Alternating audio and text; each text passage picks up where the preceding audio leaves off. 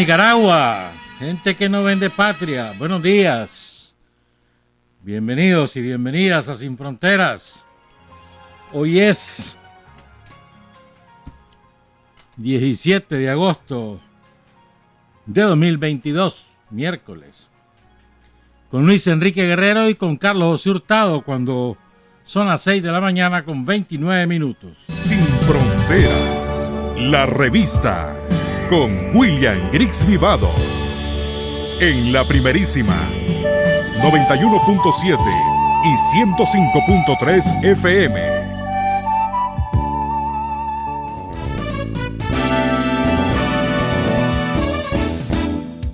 Sin fronteras para decir la verdad. Sin fronteras, trabajar, avanzar, combatir, vencer. Sin fronteras.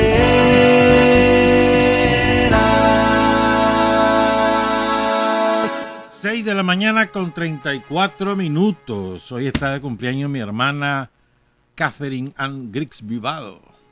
Kitty, allá en Barcelona vive.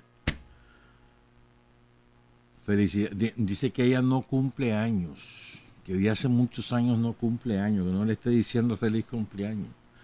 Bueno, yo tengo una amiga que así es también, fíjate. No le gusta. Fíjate que esa amiga se fue viernes, sábado, domingo a beber guaro, ¿no? Allá a San Juan del Sur, Majateo. Qué felicidad, ¿verdad? Pero bueno. También ayer estuvo de cumpleaños el compañero juez de Managua, José Ramón Barberena Ramírez. Queremos saludarlo, le mandan saludos a sus hijos, toda la familia. Mañana está de cumpleaños el doctor Noel Sánchez Ramos. Ya Noel va llegando a los 60, pronto se jubila.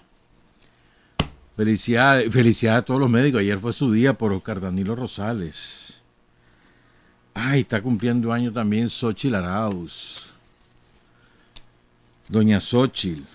Hay que decirle doña ahora. Ya, Xochitl, ya, ponete seria. Ya no.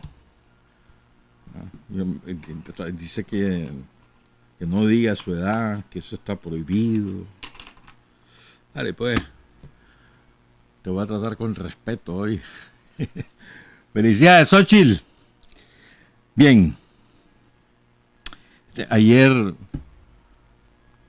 según informa el compañero Denis Alonso, falleció el compañero José Medardo Lanuza Lazo, antiguo militante del Frente Sandinista, conocido como Mason. Dicen que era beisbolista y era muy buen lanzador en sus años mozos.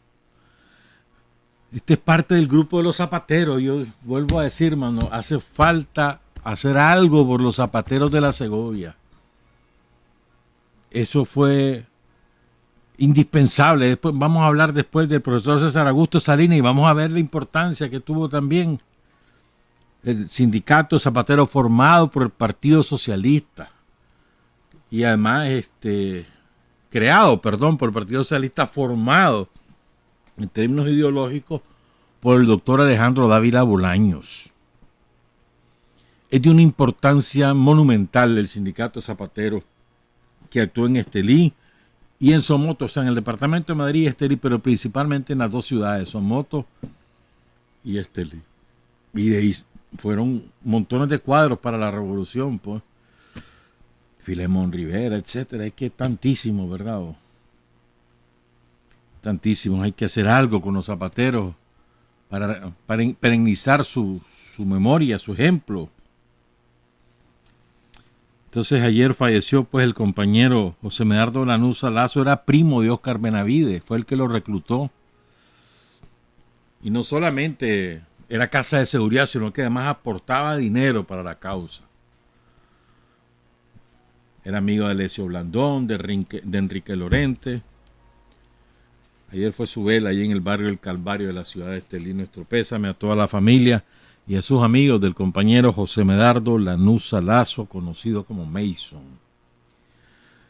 Son las 6:38, un par de aclaraciones antes de hablar de de los traidores, de otros traidores, es que hay tantos traidores ahora.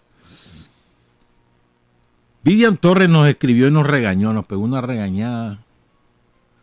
Vivian es periodista, veterana periodista, ya jubilada. Saludos a Vivian y a Freddy García. Vivian nos regañó porque dice que en el avionazo donde muere el comandante guerrillero Marcos Somarriba, hubo un sobreviviente. No fueron los 19 los que murieron, hubo uno que sobrevivió. Y después Mayela Díaz, viuda del comandante Marcos Somarriba, nos contó que quien sobrevivió es Carlos Rodríguez, el Chele. Cuenta Vivian que quedó con amnesia este compañero. 2 meses en coma, dice Mayela. Se recuperó poco a poco, pero no quedó bien. Y más o menos 2 años después falleció. Le agarró la bebedera, lo trasladaron a Puerto Cabezas, quedó traumado ese muchacho. Debe haber sido una cosa terrible. Primero, el saber que te vas a morir, ¿no? O sea, son fracciones de segundo, el avión va para abajo, pues. Y eso que iba alzando el vuelo, porque eso fue ahí nomás, en la antigua facultad, que ahora es Universidad Agraria, pues. O sea, nomasito el aeropuerto, a los segundos. Pero debe haber tenido problemas aquel chunche. Yo imagino que eso debe haber sido terrorífico, pues. O sea, yo me pongo en lugar de ellos. Uno que ha viajado en avión, uno sabe, mano. Los momentos más difíciles son el despegue y el aterrizaje. Y el muchacho logró sobrevivir, pero en esas condiciones. Pues, comandante Tomás Borges, le dio una casa, le garantizó toda la atención de salud. Hubo especial cuidado con el compañero que finalmente falleció. Carlos Rodríguez, le decían el Chele, ¿verdad?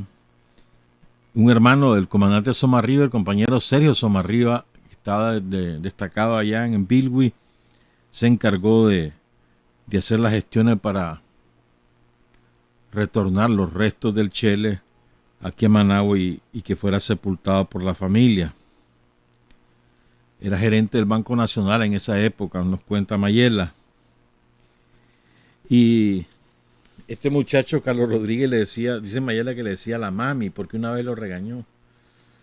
Y eso que eran igual de jóvenes, pues. Creo que incluso Mayela era menor que el Chele. Pero como lo regañó, entonces le decía a la mami.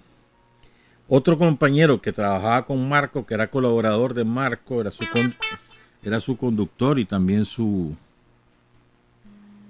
escolta, era Manuel Sandoval Tamariz, y le decían el negro, entonces era el Chele y el negro. Y el negro sí murió en el accidente. Estaba contando Mayela que los padrinos de boda de Marco y de Mayela fueron Ramón Cabrales, que ahora vive en Masaya, y Alicia Zúñiga, que fue la novia de Adolfo Aguirre Estataje, caído, el comandante Aguirre, que fue el jefe de la insurrección en Ciudad Sandino, ahí cayó, poco antes del triunfo. Saludos, pues, a Mayela. Bueno, espérate, si la Vivian me regañó por otra razón, y en los 2 regaños tiene razón, ¿me entiendes? Yo aquí dije el lunes de que la película Matar al Mensajero es la de Tom Cruise. No. La de Matar al Mensajero es la de Jeremy Renner. Y Tom Cruise protagoniza Barry Seal. Es así, tal y como les conté, donde aparece la famosa supuesta entrevista con el maldito ese Norvin Menez, el traidor, ¿verdad? Y las dos tienen que ver con el Contragate, con el financiamiento de Estados Unidos a la contrarrevolución, vendiendo armas a Irán y también vendiendo droga, con la droga. Echa las 2 aclaraciones. Saludos, doña Vivian. Bueno, hablemos pues de Argentina. Muchos compañeros me llamaron, me escribieron, me preguntaron qué es lo que pasaba con esto de Argentina, cómo lo veía, etcétera. Pues. Entonces, vamos a contarlo. Miren, yo incluso me había reprimido hablar de ese tema porque es que me daba tanta rabia y decía, no vaya a ser que yo meta las patas, mejor me callo las tapas yo también. Pero el hombre Daniel fue claro y pelado. Daniel digo lo que muchos quieren decir, pero que no tienen los, ya sabes qué cosa, para decirlo. Y él lo dice con claridad. Pues. Y además que no es de ahora, que hay reservas con ese tal Fernández, hermano. Eso viene desde antaño, pero bueno, ya vamos a hablar bastante de esto. Empecemos con dar los datos. ¿Qué fue lo que pasó? Miren, el 6 de junio venía un avión de México, un avión argentino, perdón, venezolano, o de una empresa venezolana. La empresa se llama Empresa de Transporte Aerocargo del Sur, Emtrasur, que es una filial de Conviasa. Conviasa es la línea aérea que viene aquí a Nicaragua, que va a Cuba, Managua, Habana, Managua, Caracas, y viceversa. Entonces, él traía, desde México, traía unos repuestos de la Volkswagen, repuestos y maquinaria. Entonces lo trae de México para Buenos Aires, descarga, normal. Su tripulación, 19, es un avión de carga, no es un avión de pasajeros, pero es un avión monstruo. O sea, ahí cabe cualquier cantidad de cosas, esos aviones gigantes. Boeing, o sea, fabricado en Francia, pero también con pieza yanca. Ya van a saber por qué es importante esto. Entonces, llega a Buenos Aires, van 19 tripulantes, de los cuales, si mal no recuerdo, 7 son iraníes, y ya van a saber por qué. Y después despega normal, descarga, sale, va para... Entonces en Montevideo iba a repostar, no lo dejan aterrizar, y ahí empieza el primer problema. No lo dejan repostar, repostar es echar combustible, pues. Entonces retornan de emergencia a Buenos Aires, ya están quedando sin combustible. En Buenos Aires lo obligan a dar vuelta y vuelta hasta que agote todo el combustible para que después ya no tenga posibilidad de levantar vuelo. Mira qué maldito. Se aterriza sin problema, bajan los tripulantes, hacen el trámite de aduana, todo normal. Estoy hablando de eso, fue el 6 de junio. Al día siguiente, un juez ordena que haga un operativo antiterrorista. Y ahí todos los Rambos, ahí haciendo el despliegue de, ¿cómo se llama eso? De fuerzas y no, la técnica y no sé cuánto, y rodean el avión, y que mira que es terrorista. No encuentran nada. Nada. Incluso, ¿verdad? Entonces, como no encuentran nada, son 14 venezolanos y 5 iraníes. Entonces, hay un juez que se llama Federico Villena, como villano, pero nada más que este es Villena. Me acuerdo de Martín Villena. ¿No te acuerdas de Martín Villena o no? Martín Villena era el malo de la película de una telenovela famosa. No me acuerdo cómo se llama, una telenovela venezolana. ¿Cómo era que se llamaba esa telenovela? No me acuerdo, estaba chaval. Bueno, este juez es Villena. Bueno, incluso hasta perros metieron al avión, ¿verdad?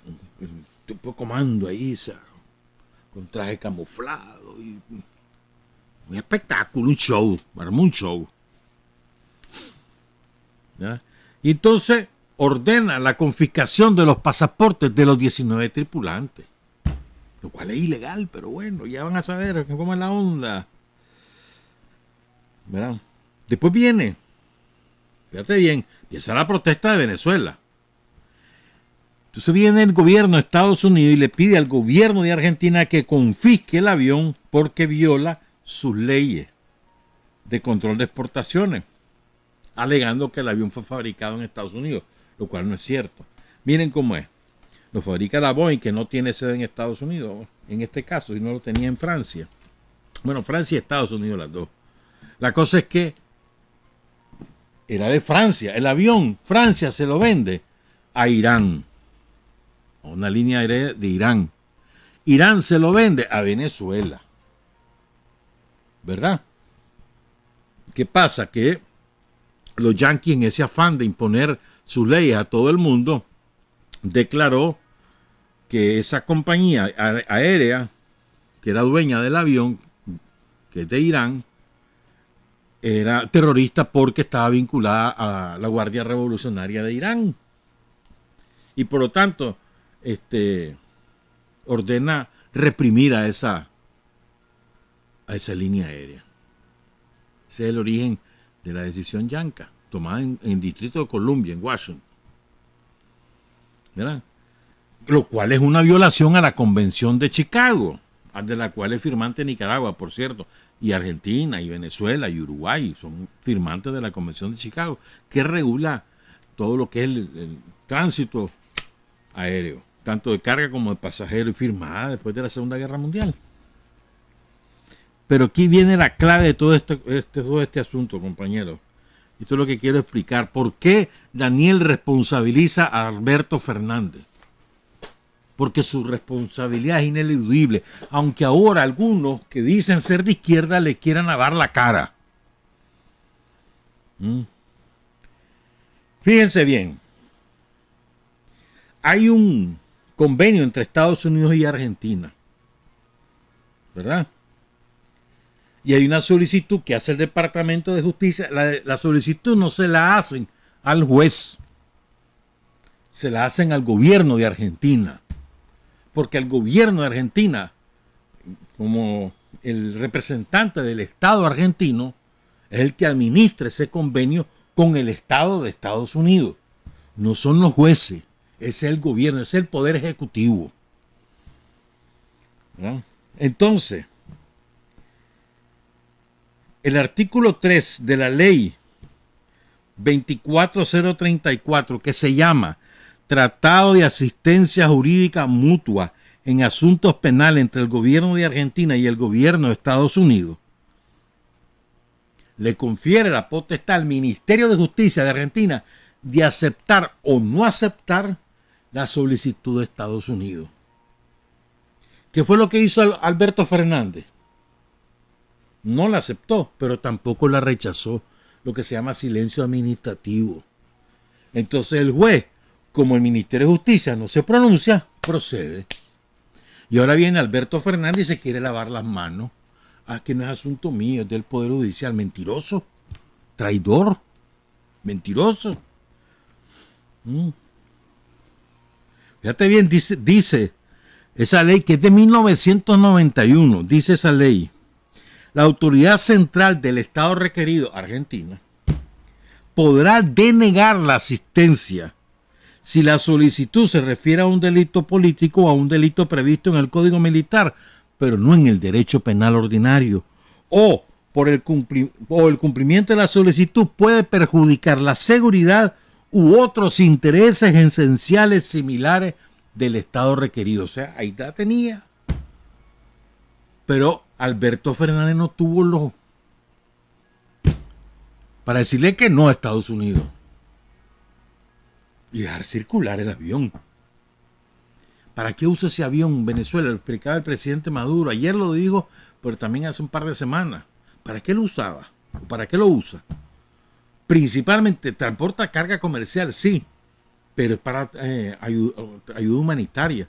Por ejemplo, se quejaba el presidente Maduro de que si hubiesen tenido ese avión, hubiesen llegado mucho antes a Cuba para ayudar a extinguir el incendio. Pero como no tenían un avión con suficiente capacidad, tuvieron que hacer maromas para lograr trasladar a los bomberos y los equipos que mandó Venezuela. Esto tiene toda la razón el presidente Maduro de reclamar con fuerza. ¿Verdad? Entonces ya estamos claros, fíjense bien. Llega el avión a Buenos Aires, baja la carga, ya va para Venezuela, entonces al llegar, para pasar por Montevideo, pide aterrizar para repostar, no lo dejan porque dicen que hay una orden de Estados Unidos. Por supuesto que vas a esperar del gobierno uruguayo. Entonces, aquel da la vuelta, pero ya va apurado porque ya va con poco combustible. Se regresa a Buenos Aires, que queda relativamente cerca, pues. Y cuando quiere aterrizar en Buenos Aires lo obligan a quemar el resto de combustible para que ya no tenga nada cuando aterriza. Mira qué maldito. ¿Quién ordena eso? El gobierno de Argentina. La administración de los aeropuertos del Estado argentino, no es de los jueces. Aterrizan normal, los dejan entrar a aduana, salen de aduana y boom, les caen encima. Eso fue lo que pasó. Y Fernández callado. ¿Estamos claros? Entonces, ¿cuáles son las reacciones? Oigan, las reacciones de Venezuela antes de que comentemos lo de Daniel, que lo dijo el lunes. El diputado Pedro Carreño, del PSUV. Debemos exigirle al gobierno argentino que devuelva el avión y decirle al presidente Alberto Fernández que demuestre si es un títere del imperialismo o verdaderamente gobierna ese país y se ponga en consonancia con las expectativas, porque hasta ahora su conducta que subyace detrás de ello es una actitud de rastrerismo con el imperialismo norteamericano, durísimo. Esto fue la semana pasada. Después viene el jefe de la bancada del PSUV y además vicepresidente del PSUV, el presidente Nicolás Maduro, Diosdado Cabello, y el número 2 en la jerarquía venezolana, y dice lo siguiente. Esto es muy duro. Esto fue la semana pasada, fue una conferencia de prensa. El presidente de Argentina tiene secuestrado ese avión. Y antes tuvieron secuestrada ya en Argentina la tripulación. Sin embargo, la carga la liberaron. Qué cosas, ¿no? El presidente de Argentina se ha prestado a la retención de ese avión con toda la intención de apoderarse de un bien que es de todos los venezolanos. El gobierno argentino se pone al lado de quienes han atropellado al pueblo de Venezuela, le hace escarantoña, les coquetea para ver cómo le ayudan. Le exigió a Argentina que devuelva lo más pronto posible el avión y que pongan en libertad a la tripulación, a los 5 iraníes y a los 14 venezolanos. Es un tema político del señor presidente Fernández. No le exigimos nada más, sino que cumpla con la ley internacional. Es un avión venezolano secuestrado por Argentina, por el gobierno de Alberto Fernández, con toda la intención de apoderarse de un bien de todos los venezolanos y venezolanas. Además, acusó a Fernández de ensañarse con Venezuela, de no cumplir con el derecho internacional, de obedecer las órdenes que le dé Estados Unidos. Y dice algo que es verdad absoluta. Alberto Fernández vive en la tibieza y todavía tiene en su poder unos barcos venezolanos por la gestión de Mauricio Macri. No hay ninguna diferencia entre lo que hace Alberto Fernández y lo que pudiera hacer Mauricio Macri, el anterior presidente de Argentina. Sabemos que Fernández tiene quien le da las órdenes, porque eso es cumplir una orden del imperialismo. Después surge una orden judicial desde Miami, que ellos están dispuestos a cumplir, pero no están dispuestos a cumplir las leyes y el ordenamiento, el derecho internacional. A Estados Unidos sí le cumple Alberto Fernández. El avión es de Venezuela y está secuestrado por el gobierno del presidente Fernández. Es el único responsable de lo que ocurra con ese avión y con la tripulación. Seguramente, dice Diosdado, dentro de 5 años van a decir: aquí está su avión. Nosotros no queremos el avión dentro de 5 años. Nosotros lo queremos ya. Porque ese avión es de Venezuela. En 5 años ya no sirve. Será chatarra. Y además después hay el diputado, el presidente de la Asamblea Nacional, que es psiquiatra, que ha tenido muchos cargos políticos en Venezuela, Jorge Rodríguez, que ese es también al pan y al vino. Dice, oigan esto. Dice que la fiscal que lleva el caso, que se llama Cecilia Incardona, después que comienza todo este bochornoso proceso, vergonzoso proceso, ¿sabes dónde anduvo? Que fue a visitar y pasó horas ahí. Las embajadas de Estados Unidos y de Israel. ¿Fue a pedir una visa para ir a Disneylandia? No, dice Jorge Rodríguez. Fue a cobrar y a que le dieran el pago correspondiente para cometer el secuestro. Así de asqueroso es este tema. Cuando dicen que es un caso que le corresponde al Poder Judicial, ¿cuál Poder Judicial? Esa podredumbre, esa señora que recibe instrucciones directas de la Embajada de Estados Unidos de Norteamérica, ¿ese es un Poder Judicial independiente? Ese es un sistema judicial arrodillado, es una violación de derechos humanos elementales y del derecho internacional. Eso decía el presidente de la Asamblea, Jorge Rodríguez. Y el presidente Maduro decía, creo que fue el lunes, si mal no recuerdo fue el lunes, estamos bien arrechos, así, por lo que está pasando en Argentina, bien arrecho y bien indignado por el robo del avión en Argentina. Ya basta de abusos contra Venezuela, ya basta. Decía el presidente Maduro. Hasta ahí los antecedentes. Ya. Entonces viene Daniel y dedicó 4 minutos y 20 segundos, por ahí fue. Rafla. Y dijo lo que otros quisieran decir, pero no tienen los huevos para decirlo. Ahí me disculpan, pero es que es la verdad. Y lo digo con toda claridad, sin asco. Mano. Y dijo, además, insinuó una cosa muy importante, que la que vamos a profundizar. Primero recordó, ¿verdad?, la creación de la CELAC. Y luego dice, ¿verdad?, que la esencia de la CELAC era la unidad en la diversidad ideológica. Esa era la esencia. Y que además había que estar claro que Estados Unidos iba a intentar dividirlo. Y que todo el mundo estuviera claro en eso. Pero era la unidad política de nuestra América sobre la diversidad ideológica. Esa es la CELAC.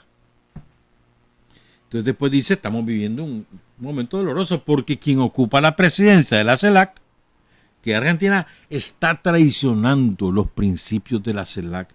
Se convierte en un instrumento del imperialismo yanqui. ¿Desde cuándo Argentina dejó de ser independiente? Esto es durísimo. Y ahora responde a las leyes norteamericanas y a los jueces norteamericanos y a las persecuciones de Estados Unidos. ¿Desde cuándo? Nosotros hemos conocido una Argentina independiente. Y lo más doloroso, dice el presidente Daniel, el presidente de la CELAC actuando, yo no diría igual, dice, porque mayor responsabilidad tiene él, porque por lo que representa en ese pueblo y porque fue electo por un pueblo, el valiente pueblo argentino. Está haciendo un papel más vergonzoso, más triste, más degradante que el que hace Almagro, que es abiertamente un instrumento de los gringos, porque los gringos lo nombraron, con la veniencia de muchos latinoamericanos que se creyeron que Almagro era un tipo progresista, porque lo propuso Pepe Mujica, el presidente de Uruguay, y el Pepe Mujica anduvo cabildeando para que Almagro fuera el secretario general de la OEA. Y ensartó a todo el mundo, porque, si lo dice Pepe, vamos a ayudarle a Pepe, pues. Ya ven lo que pasó. Tienen secuestrado, dice Daniel, a los 2 hermanos venezolanos, porque así lo ordenan los yanquis desde Washington. Y se lavan las manos diciendo, eso es un asunto de la justicia. No sabía que la justicia argentina ahora se sometía a los dictados del imperio yanqui. Siguen los mismos pasos del imperio británico que le roba al pueblo venezolano la reserva de oro, que es una cosa escandalosa, 28 mil millones de dólares en oro robados por el Estado británico. Robados, así de descarados, robados. Por cierto, un paréntesis, ayer decía el presidente de Colombia, Gustavo Petro, que el títere yanqui, Juan Guaidó, no representa a nadie, no es nadie. Salvaje. Qué rico, ¿verdad? Pero bueno, entonces dice Daniel, es un momento triste, doloroso, porque, y aquí viene lo que insinúa Daniel, porque con un presidente así en la CELAC, da vergüenza estar en la CELAC. No sé qué fin irá a tener la CELAC, Si Argentina no tiene la decencia, el honor de no someterse al imperio, y eso solamente lo puede demostrar liberando inmediatamente a los hermanos venezolanos que los tiene presos allí en Argentina, como que Argentina fuese un distrito de Miami, un distrito de Estados Unidos, y regresando en el avión a sus verdaderos dueños, que no son los yanquis, sino el Estado de Venezuela. Momento doloroso, dice Daniel, momento triste, porque nosotros no nos sentimos representados en la CELAC ya, en la actuación de quien preside la CELAC, que es el presidente de Argentina. Dice la esperanza que el pueblo argentino sabrá defender el honor de Argentina y sabrá reconocer el derecho que le corresponde al pueblo venezolano. Hasta ahí, Daniel. Entonces, Daniel, de hecho, insinúa, ¿para qué vamos a seguir en la CELAC? Y es lo que yo creo también, estoy de acuerdo. ¿Para qué va a andar en la CELAC? ¿Qué se diferencia la CELAC de la OEA con la actuación de Alberto Fernández? ¿Qué diferencia hay? ¿Para qué va a estar en una entidad que simplemente se somete a la voluntad del imperialismo norteamericano? ¿Para qué? ¿Qué sentido tiene? Hay que construir otra cosa, hermano, y hay que esperar otro momento. Argentina se ha encargado de pulverizar la CELAC, de hacer la triza. Alberto Fernández, para hacer, no Argentina, que ha actuado como todo un traidor. Es que da rabia. Y pensar que fue el voto de Nicaragua el que finalmente le permitió a Fernández asumir la presidencia de la CELAC. Pues Nicaragua no estaba de acuerdo.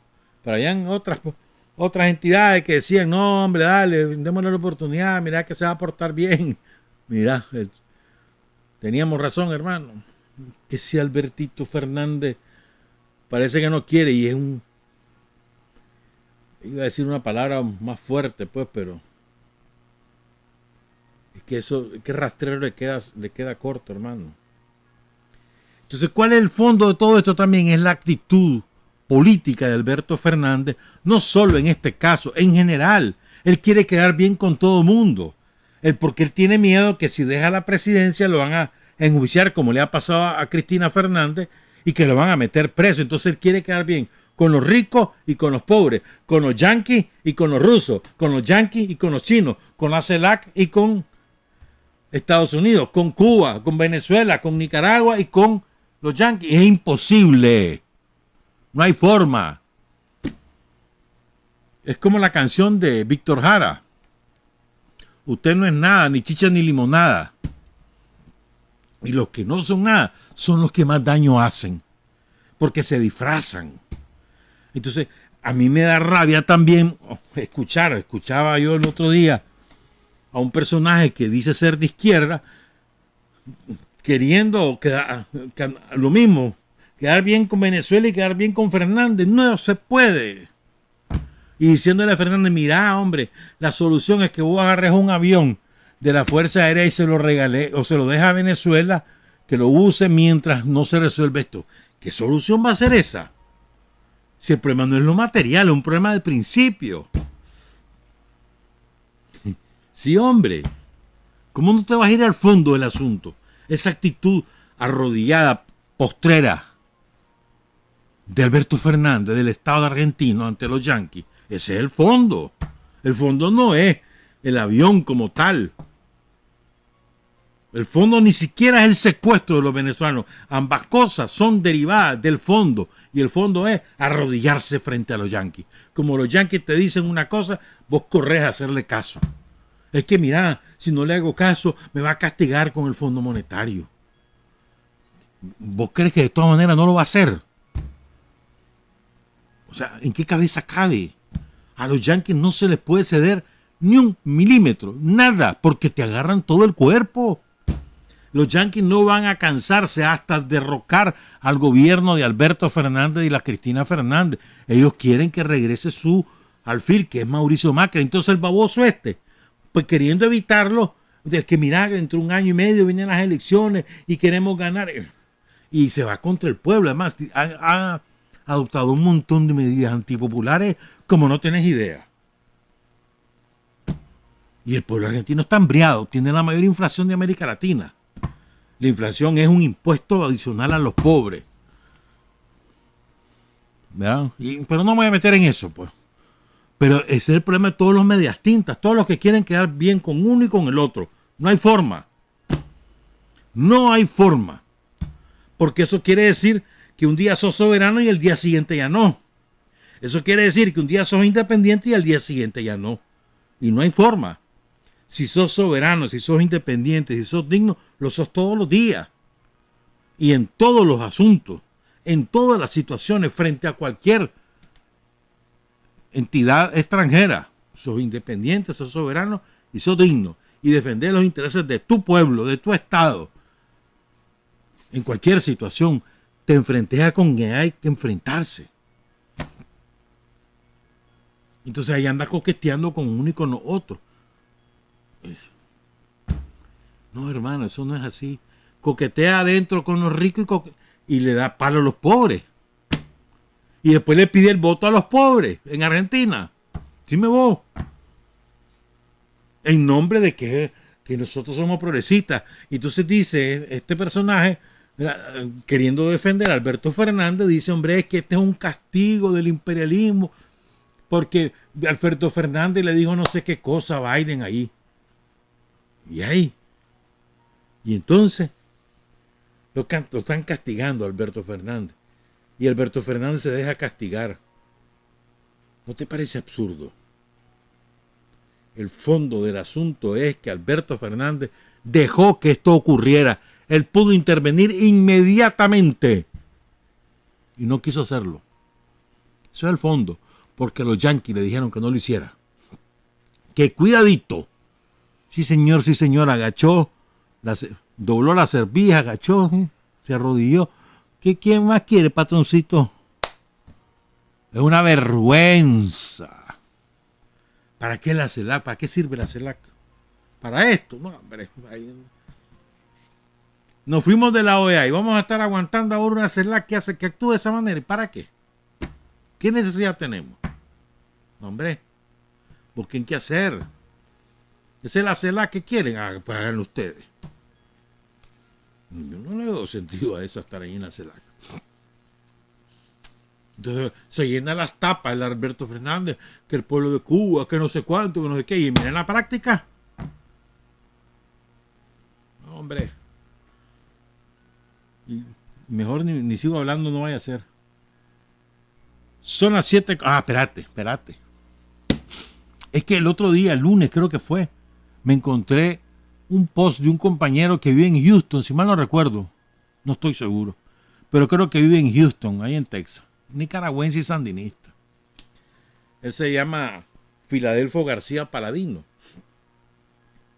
Y entonces, él contó una anécdota, dice que estaba en una tienda comprando no sé qué cosa, y entonces la de la tienda reconoce su acento y le pregunta que de dónde es, de Nicaragua. Y es bonito Nicaragua es lindo. Y el pueblo de Nicaragua, el pueblo es salvaje, una cosa así, por ponerle. Y entonces interviene una salvadoreña y dice la siguiente frase: y no se dejan joder de nadie. Los nicaragüenses. Nunca mejor dicho. No nos dejamos joder por nadie. Así te llames Alberto Fernández, presidente de Argentina. O te llamé Joe Biden. O te llamé... ¿Cómo te llamé? ¿Para qué me voy a poner a decir nombres, verdad? Eso que le pasa al pueblo argentino con Alberto Fernández, esa tradición, le está pasando al pueblo chileno con Boric. Mira qué desgracia. Que según todos los sondeos, hasta hoy, en el referéndum va a perder la nueva constitución. Si eso ocurre, eso es una tragedia para el pueblo chileno. Pero el pueblo chileno lo que va a hacer es votar, no aprobar esa nueva constitución como un castigo a Boric porque los traicionó. Mira qué tristeza. Y va a ser un triunfo de la extrema derecha chilena. Ojalá que no, ojalá que se revierta. Porque por mucho que nos caiga mal Gabriel Boric y toda su política asquerosa, y él mismo que es un asqueroso pro-yanqui, Pero el proyecto de la nueva constitución es un proyecto del pueblo chileno. Ojalá que no ocurra, pero así están las cosas. Nosotros no nos dejamos joder por nadie. Una pausa, volvemos, son las 7:13. Hay hombres que luchan un día y son buenos. Hay hombres que luchan un año y son mejores. Pero hay hombres que luchan toda la vida.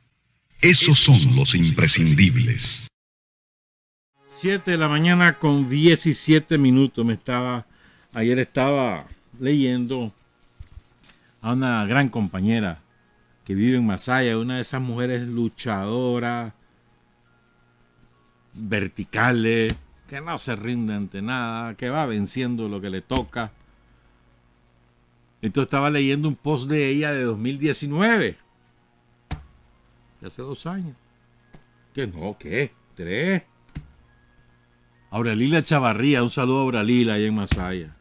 Y lo quiero compartir de nuevo porque es que retrata, hermano, sobre todo con todos estos tranqueros que se las pican, ¿verdad?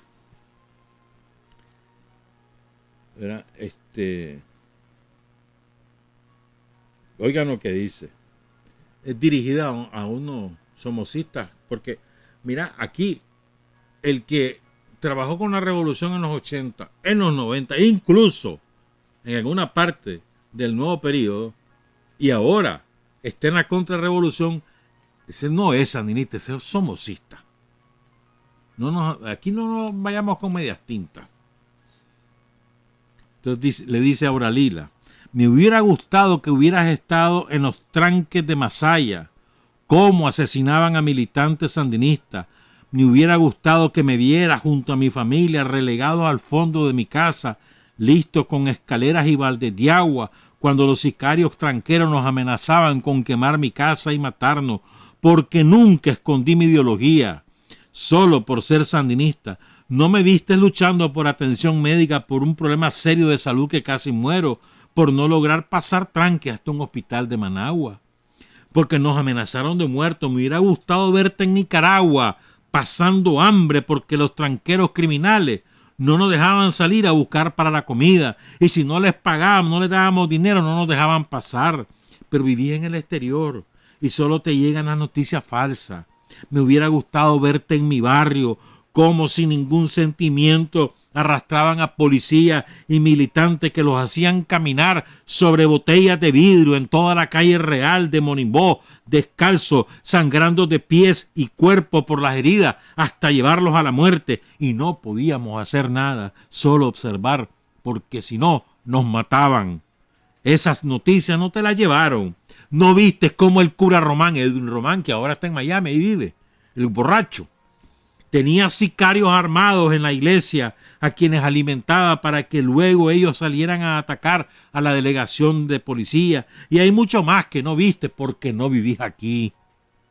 No me asombra que un tiempo eras una de las que querían andar detrás del comandante Daniel, adulándolo, agarrando cámara, lo que yo nunca hice, porque no es mi costumbre adular ni a grandes ni a chicos, pero aquí estoy con convicción. Aunque nunca me dieron nada material, sigo apoyando a ese hombre que ha hecho mucho por este país y por los pobres. Y no es difícil de investigar las buenas obras. Por eso no le conviene a la derecha fascista ni al imperialismo agresor que sigue en el poder, en vez de reproducir falsedades al Estado y venir al país a ganarnos en la urna. Con civismo, sin agresiones ni odio. Salvajada. Gracias, Auralila, por semejante testimonio. Auralila Chavarría, en la ciudad de Masaya. Bueno, vamos a hablar del profesor César Augusto Salinas, pero antes vamos a ver si nos da tiempo. Ya amenazo a MEFCA, que probablemente entran tarde, salgo yo tarde, ustedes entran tarde. Con permiso, justa. Pero es que esto no, como me lo topé buscando la información del profesor César Augusto Salinas, que es una maravilla ese hombre, me encontré con este testimonio de Omar Cabeza. No está en el libro La montaña es algo más que una inmensa estepa verde, sino en la segunda parte, que es Canción de Amor para los Hombres. Entonces aquí Omar, cuando él sabe la muerte del profesor Salinas, Cuando él sabe que está desaparecido el profesor Salinas y el grupo de compañeros de guerrilleros que andaban con él, y se desata la represión ahí en Cantagallo, en Macuelizo y demás, entonces hace esta reflexión Omar Cabeza y recuerda algunas cosas que te ponen los pelos de punta.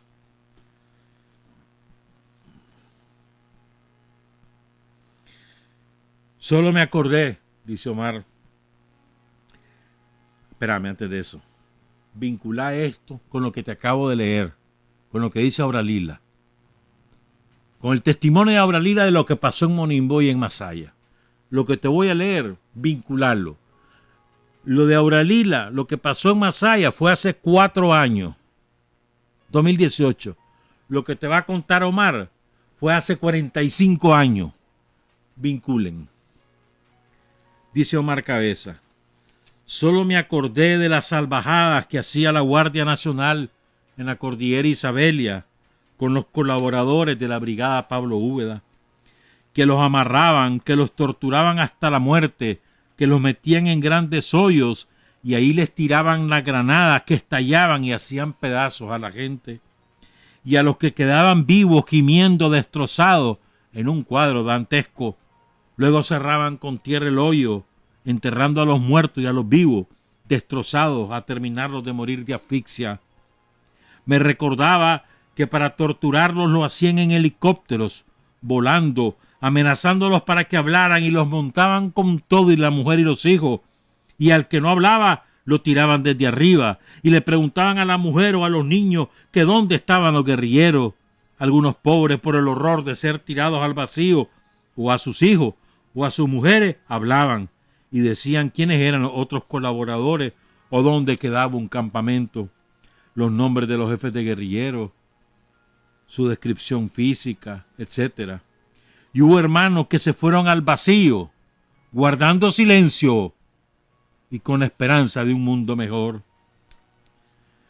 Me acordaba de una compañera que la metieron en un pozo más alto que su altura, con sus 4 niños de distintas edades. Era invierno y llovía, y el pozo se iba llenando de agua, y ella chineando a los más pequeños, en la medida que el agua llegaba a la cabeza de los niños, y seguía más tarde lloviendo, y el pozo llenándose de agua, y ella chineando a otro, y más agua, y se le caía uno, y los otros se le guindaban aterrados para no morir ahogados. Y la niña llorando y seguía lloviendo hasta que ella ya no podía. Y soltaba una y se moría la niña. Y agarraba a los otros y llovía hasta que el agua la tapa y flota menos y lloviendo y lloviendo. Y los guardias con capotes alrededor del pozo hasta que el pozo quedaba quieto. Igualito como hacen ahora, financiados por el presidente Reagan de Estados Unidos y la mayoría del Congreso, pero ahora más rabiosos porque perdieron el poder, y ellos arrechos, los guardias, porque la mujer nunca dijo nada. Voy a describir esto de nuevo. Oigan esta atrocidad. Omar no dice el nombre. Los guardias agarran a una campesina con sus 4 niños de distintas edades. La meten a un pozo que era superior a su altura. Y como estaba lloviendo, el pozo se empieza a llenar. Y los chavalos, en la medida que el pozo se va llenando, le van pidiendo a la mamá que los cargue. Ella tiene cargados a los 2 más pequeños. Pero los otros se va llenando el pozo, ya se están ahogando, mamá. Imagínense esa situación. Imagínensela. Y los chavalos, pues, los grandecitos, que me imagino que agarrándose la falda de la mujer, encaramándose hasta que pudieran llegar, tal vez llegaban hasta la cintura, hasta que caían, morían ahogados, y ella con los niños, y hasta que suelta uno, y el agua subiendo. Sí, imagínense ese horror, y los guardias viendo. y exigiéndole, o sea, babosa, habla, yo imagino yo eso. Decir dónde están los guerrilleros. Y los niños muriendo. Hasta que ya no se movió el agua. Porque los 4 niños y la mujer murieron ahogados. Y ella no reveló nada de lo que sabía. Ese es el pueblo de Nicaragua, hermano. Esa es dignidad de la que debe aprender Alberto Fernández. Como la dignidad de todos los combatientes del ejército revolucionario del pueblo en Argentina. Debería aprender de la dignidad de esos guerrilleros. De Gorriarán y de todos los compañeros de la Tablada, por ejemplo. De eso debería de aprender. O de todos los desaparecidos en los años 70, torturados salvajemente, que les abrían el vientre a las mujeres para sacarles los chavalos y después regalarlos a altos militares. De esa dignidad debería aprender de las madres de la Plaza de Mayo, de las abuelas de Plaza de Mayo, de ahí debería aprender. Pero bueno, ya me cambié de tema. Ese horror es lo que vivió Nicaragua con la Guardia Somocista y lo que vivimos en el año 2018. No se nos olvide. No tenemos derecho a olvidarlo. Quiero que hablemos del profesor Augusto César Salinas o César Augusto Salinas Pinel. Un extraordinario compañero maestro de oficio. Él tuvo 3 seudónimos, bueno, los 3 seudónimos más conocidos, pero el último, y quizás por el que más se conoció, fue Mauricio. También se llamó Humberto, también se llamó Jonathan. Y entre la gente, entre sus amigos, sus conocidos, sus familiares, sus alumnos, sus compañeros de colegio le decían Tin. Nació el 15 de agosto de 1949 y cayó en combate en San Juan de Río Coco el 25 de junio de 1976. Y aquí hay 2 fechas, porque también se decía en algún tiempo que había muerto el 30 de abril y no, fue el 25 de junio del 76. Fue reclutado por los zapateros de Somoto, ya les vamos a contar cómo fue. ¿Verdad? Después del terremoto, después que ocurre lo del... Bueno, primero la represión de Sinica, toda la represión salvaje que hubo.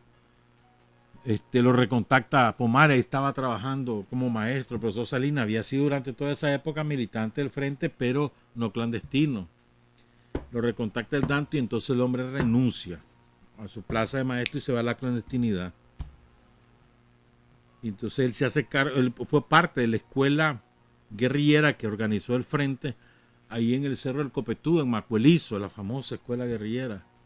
Ahí estuvo el profesor César, estaba Bayardo Arce, estaba Omar, ¿verdad? Y él es el que recontacta en los años 60 a Bacho Montoya, a Bonifacio Montoya, que fue soldado de Sandino, que después fue asesinado. Aquí les contamos cómo ocurrió ese atroz crimen de Bacho Montoya, que lo cuenta Omar Cabeza al final de su libro. ¿Qué más? Entonces, después de su caída, Omar le pone el nombre a la columna que se va formando, el nombre de Sarauto Salinas. Fue famosísima esa columna, famosísima. Y la Bacho Montoya, que también se forma, las 2 famosísimas en el norte segoviano, ¿verdad?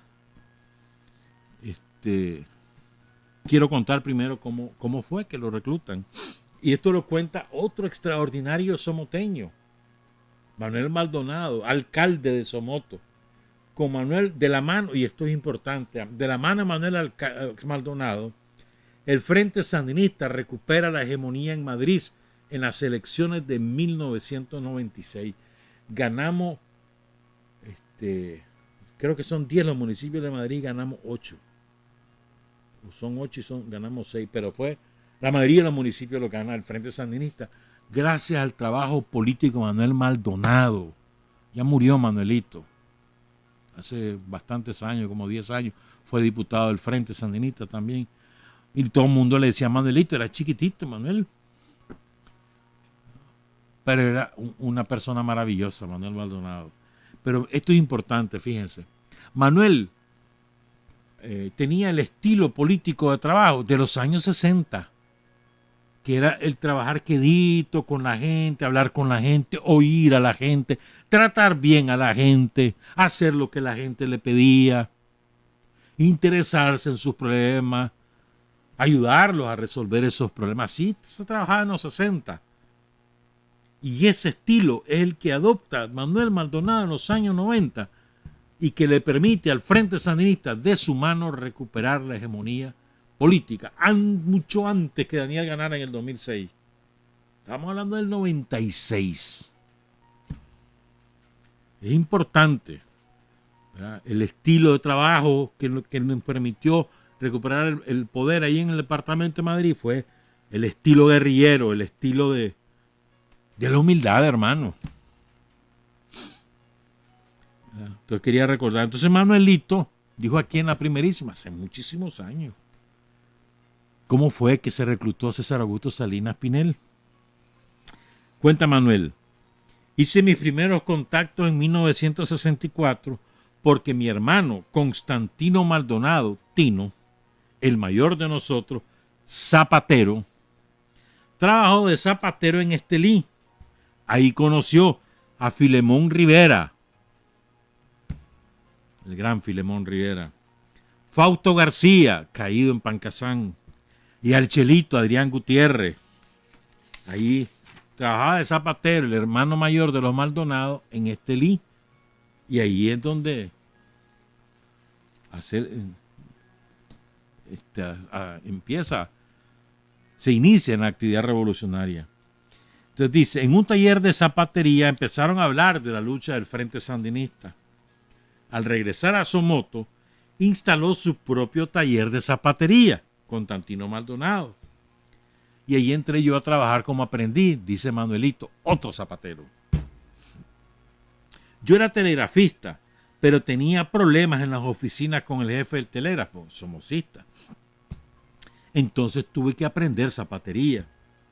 Ahí escuchaba a Adrián y a Fausto Heriberto hablar de la situación de Nicaragua, de cómo los pobres no podían ni siquiera ir a los hospitales.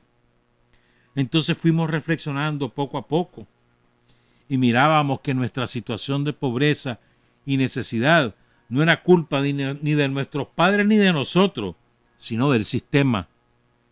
Luego nos hablaron ya directamente sobre la lucha armada. Me invitaron a una reunión y empecé a participar en un grupo del Frente Sandinista. Estamos hablando de los años 60.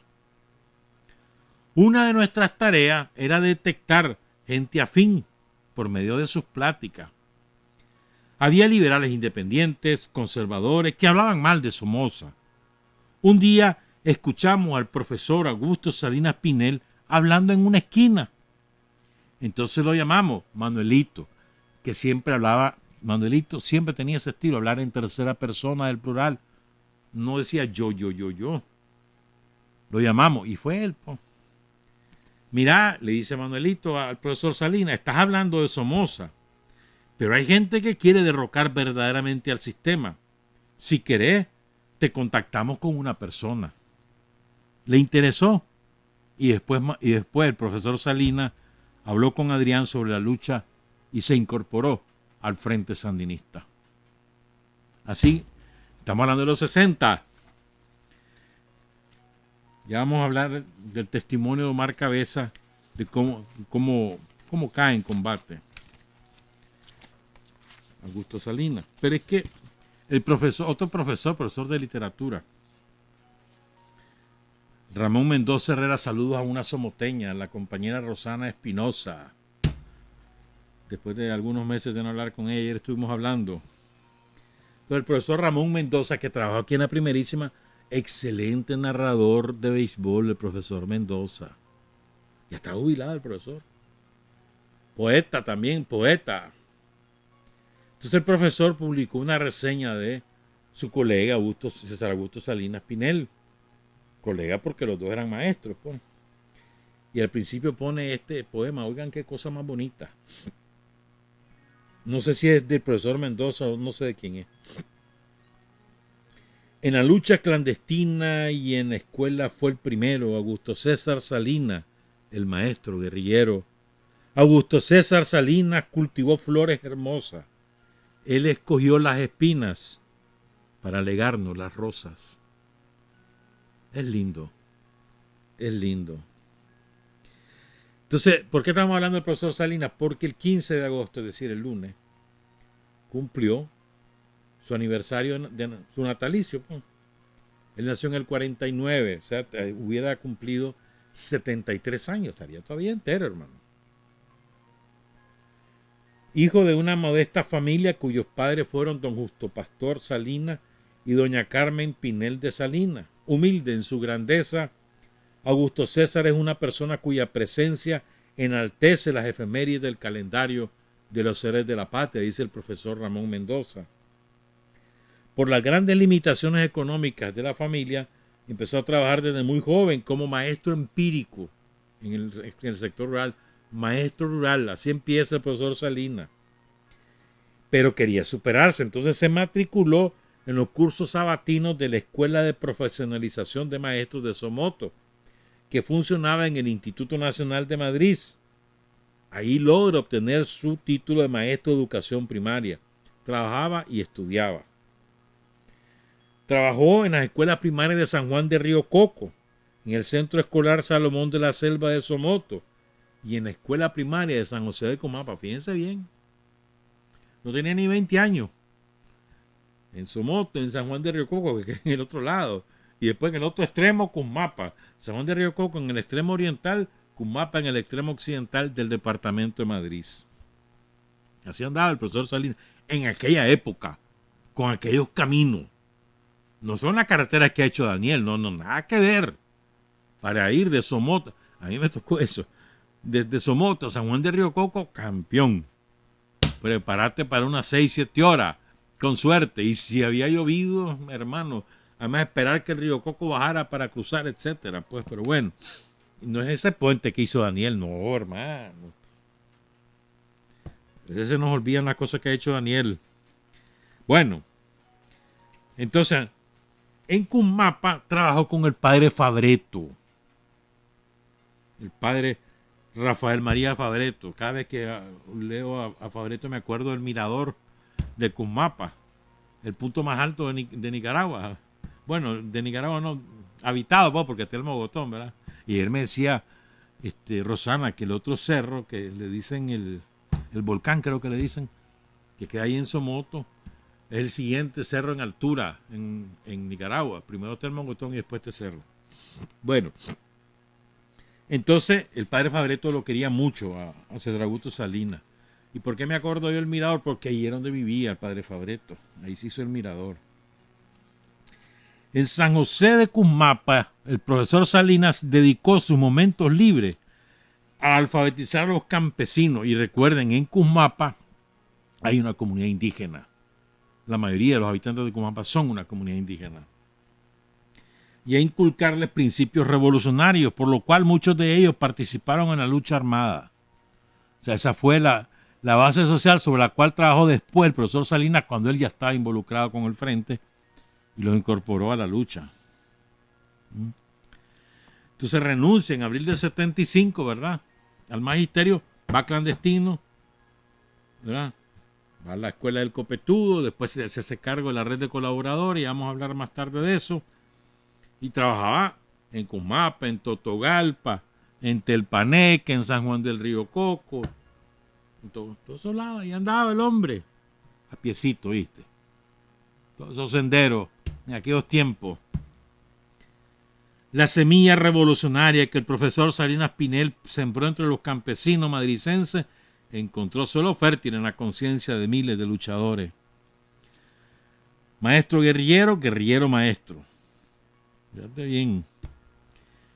Y es verdad, mano. O sea, Manuel Maldonado logra recuperar la hegemonía ahí en el departamento de Madrid sobre la base del trabajo político que antaño había hecho Salinas Pinel, e incluso en las mismas, como te dijera, en las mismas coordenadas, como dice el profesor Mendoza. Hay una orden de la alcaldía de Somoto que se llama Orden Educativa Profesor Augusto César Salinas, que se entrega cada año al maestro y maestra más destacada de Somoto. Vos sabés que en los años 90 que le quitaron el nombre al Instituto del Profesor Salinas, quitaron como todo, como siempre, ya se recuperaron todas esas cosas, ¿sí? ¿Verdad? Sigue leyendo, dice, recuerda el profesor Mendoza un versículo de la Biblia de Juan, que el 15:13, no hay amor más grande que dar la vida por los amigos.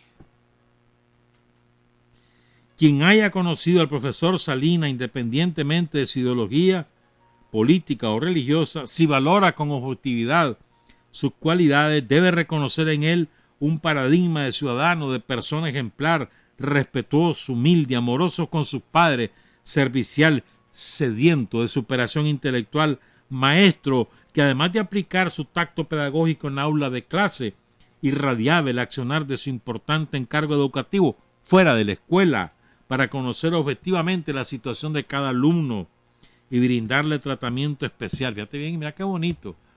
Te daba la clase, pero se interesaba cómo vivía el chavalo, cómo vivía, qué condiciones de vida tenía su familia. Y iba a las casas de los chavalos. Lindo, así es. Bueno, fue por eso, dice el profesor Mendoza, que el también recordado poeta y profesor Ramón Manuel Parrales, en su poema Comandante Maestro, escribió sobre el héroe estos versos que podrían ser un singular epitafio para un singular personaje.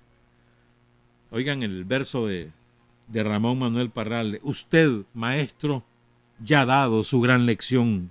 Ahora regresa al libro, pero a repetirla desde la historia. Qué bonito, ¿no? Entonces ahora quiero contar cómo fue su caída, que lo cuenta Omar Cabeza. En el libro En la montaña es, perdón, algo más que una inmensa estepa verde. Entonces vamos a leerlo con calma. Compañeros del MEFCA, sepan, les voy a robar unos 5 o 7 minutos.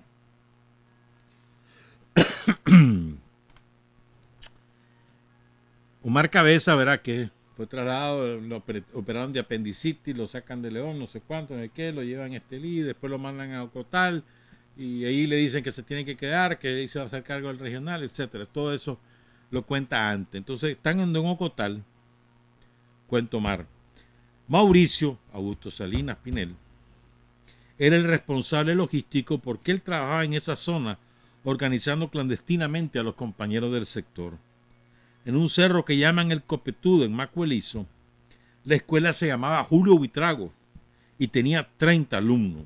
Era el mes de junio de 1975. Esa escuela se clausuró el 14 de julio del 75 y había empezado como el 14 de junio. Como a los 10 días de empezada la escuela, comenzaron a dar informaciones sobre gente rara en el sector.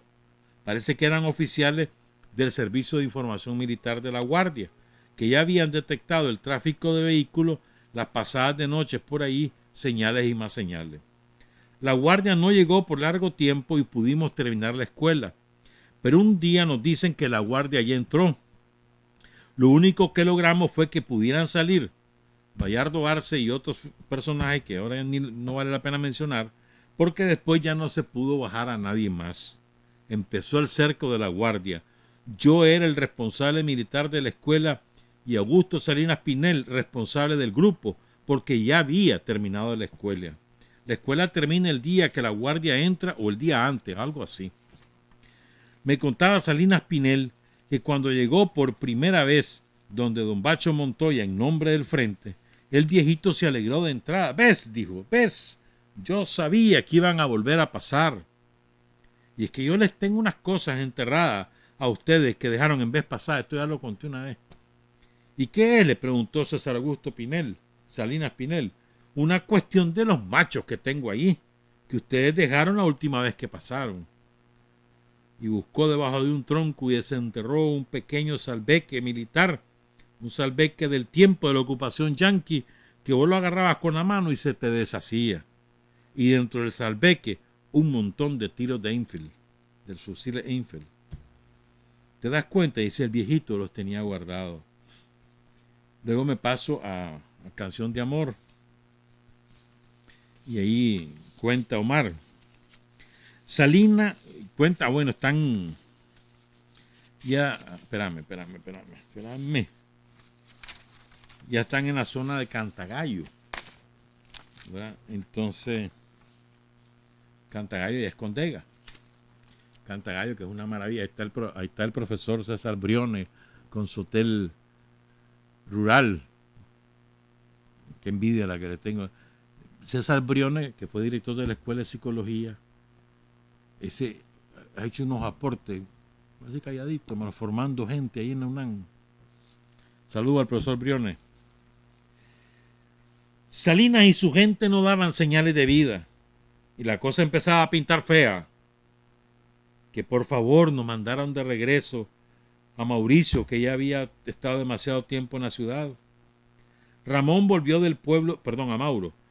Ramón volvió del pueblo sin Mauro y una carguita pequeña, una carta de Bayardo Arce diciéndome que él también estaba sumamente preocupado por Salinas, que tuvo información de que lo habían visto por Murra. Eso queda lejos, hermano.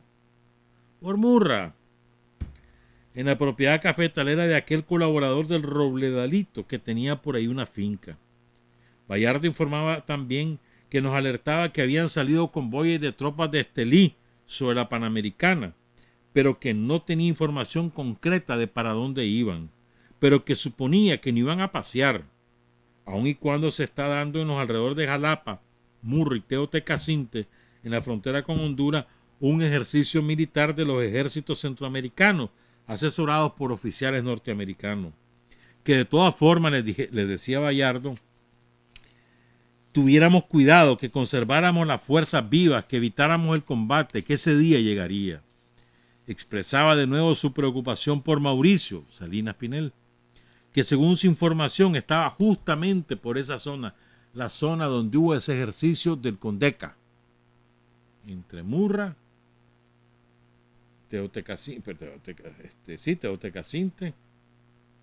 Jalapa y el norte y la frontera con Honduras. Ahí era el ejercicio, imagínate, eso era selva, en aquel momento eso era selva pura, ahora ya no, pues, pero entonces sigo. Me urgía además información sobre Salinas Pinel y su gente, que eran 4 compañeros. Jesús, otro compañero, y yo procedimos a embuzonar la carguita que nos mandó Bayardo y a alertar a los colaboradores de las pilas sobre la situación y a leccionarlos sobre qué es lo que tenían que hacer y decir si caían en manos del enemigo. Ramón regresa al campamento al segundo día, en pleno día, lo que me llamó la atención, al vergazo, pues tenía prohibido hacerlo en esa zona. Lo veo llegar sudado, sofocado y todo arañado por la zarza del monte. Desde que lo vi, me doy cuenta de que algo grave ha ocurrido. Hermano, ¿qué pasó? La pregunta sobraba, pues la cara de Moncho era lo suficientemente elocuente. Hermanito, me dice, nada de Salinas Pinel y hay bolas de combate para el lado de Murra y de Jalapa. Pero eso no me preocupó tanto porque podían ser las prácticas combativas del Consejo de Defensa Centroamericano, el CONDECA. Y que los campesinos creyeran que eran combates y luego se rían así las bolas todas deformadas. Tal vez no es nada, le digo. No, hermano, me dice, si es que también cayó la guardia en los valles y se llevaron preso a un montón de compas, a Moisés, a Juan Simón, a Gilberto. Y me suelto una ristra de nombres de hermanos presos. Solo tuve tiempo de sentarme y agarrarme la cabeza para abajo con las 2 manos. Pensé, no llevó puta. Ahora sí que se jodió esta mierda. Me lleva puta. ¿Qué habrá pasado?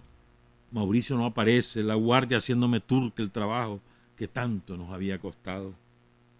Ya están en Cantagallo, ¿verdad? Dice, tendríamos, después de contar varias cosas, pues, pero voy a la esencia de lo del profesor Salinas. Tendríamos unos 15 minutos de estar sentados, callados, con el radio encendido en la estación X. La estación de Somoza era la 750 AM. Al lado ahora está en la frecuencia de AM Radio Sandino. Creo que ya no funciona la AM, sí. Ya no funciona, era la AM de la Sandino, creo que no. Pero en aquella época la propaganda de la estación era la de Somoza, era propiedad privada de Somoza. La planta y los estudios quedaban aquí por ahora es Bataola ahí, al pie del Cerro Rojo, que está ahí en las Piedrecitas. Antes de dar la vuelta para subir a las Piedrecitas y a la derecha para el hospital psiquiátrico, el hospital Aldo Chavarría y Lenacal. Entonces antesito ahí quedaba, pues eso era predio monte, entonces quedaba hacia el fondo, quedaba la antena y los estudios, la antena de Estación X. Los estudios quedaban en el edificio Novedades, antes del terremoto. Ya después del terremoto los estudios se pasaron para allá. Novedades que quedaba frente frente al Banco Central, donde hoy está la Asamblea Nacional. A un ladito. En el Banco Central funciona en lo que fue el Banco Central funciona la vicepresidencia de la República, funcionaba. Pues. Ahora está ahí, creo, la Secretaría de la Costa Caribe. Ahí está. Bueno, entonces dice Omar que está sentado, están calladitos, están con el radio encendido, están sintonizando la Estación X, que tenía la propaganda 50.000 vatios de potencia. Ahí trabajaba Sucre Frech. Era el narrador estelar. Eso es el mejor narrador que ha parido Nicaragua, Sucre Frech. Es una maravilla de narrador. ¿Verdad? Me acuerdo que el lema de la Estación X, no hay éxito sin X, que lo inventó el bachiller Pérez Valdivia, que era bueno en una plática ahí en Gilván. Y es genial la frase, no hay éxito sin X, y es verdad. No, la palabra éxito no existe si no le pones la X, ¿no? Pero además no hay éxito sin X, una analogía. Pero bueno, entonces está esperando, dice, esperando las 5 de la tarde para pasarlo a la radio corporación, porque la corporación era la que daba las noticias. Entonces la X para oír la música y después a las 5 se pasaran a Radio Corporación por el noticiero. Creo que el noticiero de las 5 de Radio Corporación en esa época, no estoy seguro, Vivian Torres me va a regañar si me equivoco, pero creo que era el noticiero de Alan Teffel, El Pensamiento. Creo. Dice, entonces dice Omar que están oyendo ya se pasaron a la corporación, y dice, cuando oímos el famoso piripipí, perdón, en la X, antes de pasarse a la corporación, están oyendo la Estación X y oyen el piripipí, que era el famoso del flash, que se ponían toda la radio, lo usaban en aquella época. Bueno, nosotros también lo usamos en los 90. Lo usábamos para poner la última hora, ahora ya no. Que era la forma en las radioemisoras de llamar la inmediata atención de los radioescuchas cuando iban a anunciar una noticia importante de última hora y de interés nacional. Cuando oigo el primer piripipí, porque siempre los ponían varias veces seguidas, sin intervalo, entonces cuando yo oigo el primer piripipí sentía el vergazo, la descarga de adrenalina. Bajé la cabeza y la puse de un lado, pues la tenía frente a ellos los dos compañeros. Oigo el piripipí y pongo los músculos tensos, como cuando uno le dice a alguien, pégame aquí. Yo pienso que no se me mira. Cuando oigo el primer piripipí, aprieto las mandíbulas y el cerebro, como para contener el vergazo, como para que el vergazo al pegarte no te destruya todo el cerebro, como para contenerlo y no te llegue hasta el centro, hasta el fondo, para que se quede el vergazo solo en la parte de adelante, y para que si te pasa, solo te pase un poquito y lo podás soportar. Termina el último piripipí. Yo estoy listo. Según yo, estoy preparado para el vergazo.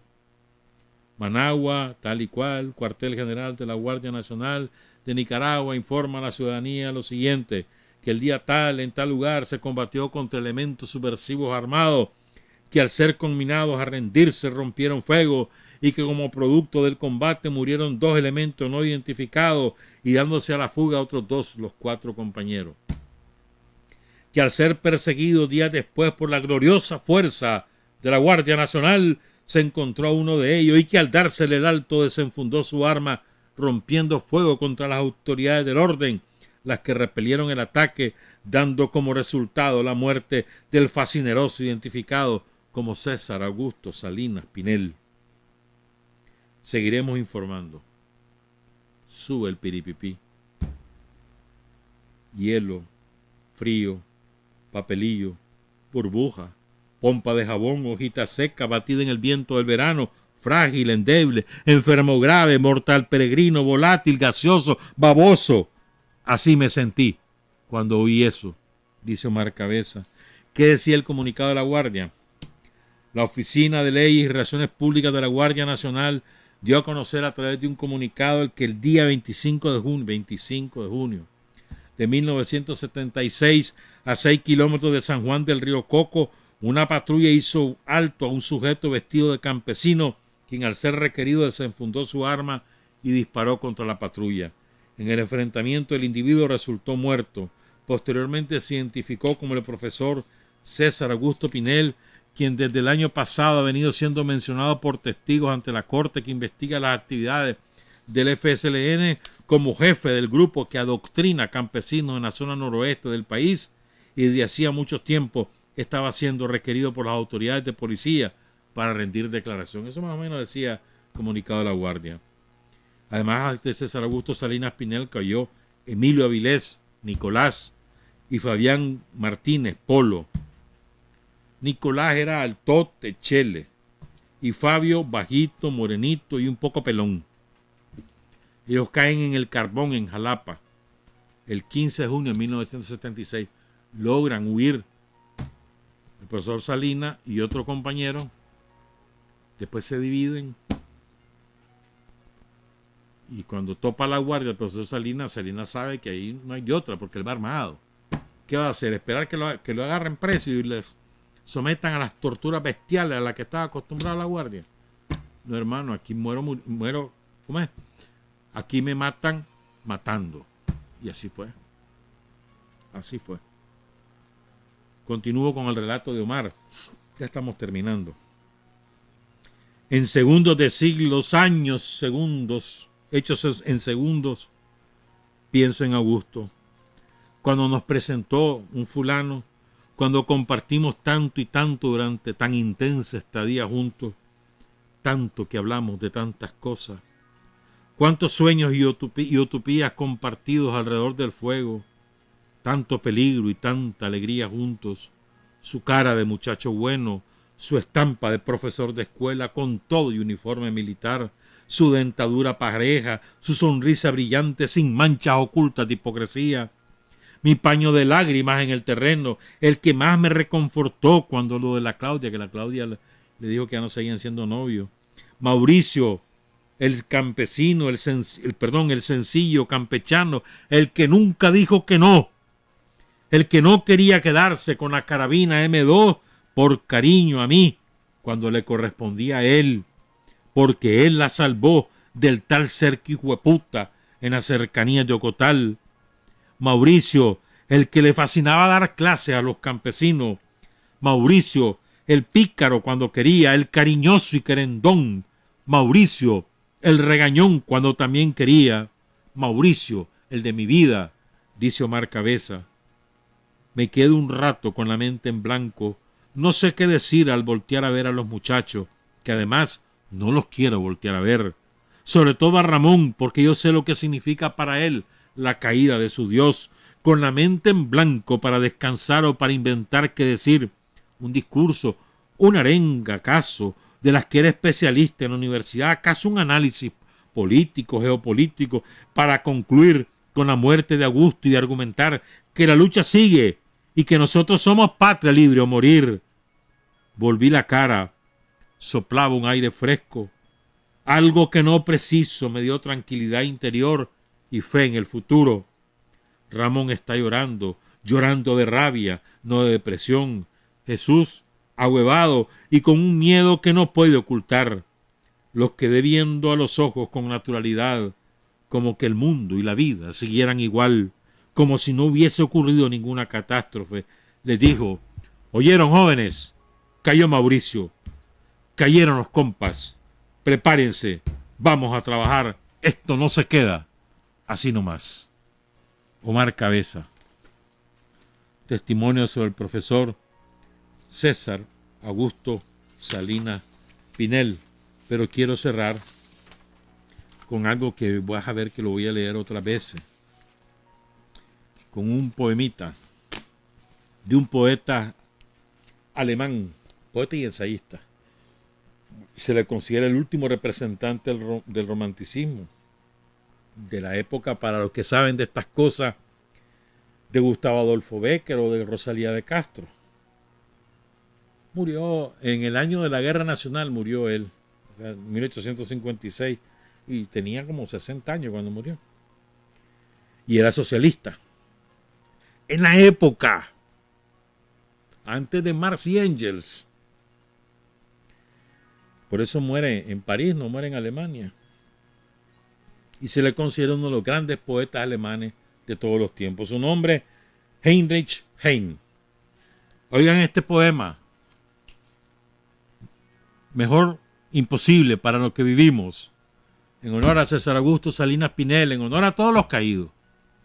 A los caídos con Sandino, antes de Sandino, después de Sandino, con el frente y después del frente, ya con Daniel en el gobierno y el golpe de 2018. Yo soy la espada, soy la llama. Yo he iluminado tu sendero oscuro. Cuando las líneas chocaban en la batalla, yo iba delante de ti, en las primeras filas. Yacen en torno a mí los cadáveres de mis amigos, pero salimos victoriosos, pero en torno a mí yacen los cadáveres de mis amigos. Entre el júbilo a la canción de triunfo se mezclan las lamentaciones por los muertos, pero no es tiempo de llorar ni de regocijarse. Suena de nuevo la trompeta, otra vez vamos al frente a la batalla. Yo soy la espada, soy la llama, ni más ni menos. Así fue cuando cayó Augusto César Salinas Pinel o César Augusto Salinas Pinel, y esa fue la conducta de Omar Cabeza. Recuerden, por la sangre de los caídos, jamás nos vamos a rendir. Trabajar, avanzar, combatir, vencer. Patria y libertad. Revolución es sentido del momento histórico. Es cambiar todo lo que debe ser cambiado. Es igualdad y libertad plenas. Es ser tratado y tratar a los demás como seres humanos. Es emanciparnos por nosotros mismos y con nuestros propios esfuerzos. Es desafiar poderosas fuerzas dominantes dentro y fuera del ámbito social y nacional. Es defender valores en los que se cree, al precio de cualquier sacrificio. Es modestia, desinterés, altruismo, solidaridad y heroísmo. Es no mentir jamás ni violar principios éticos. Es convicción profunda de que no existe fuerza en el mundo capaz de aplastar la fuerza de la verdad y las ideas. Revolución es unidad, es independencia, es luchar por nuestros sueños de justicia para Cuba y para el mundo, que es la base de nuestro patriotismo, nuestro socialismo y nuestro internacionalismo.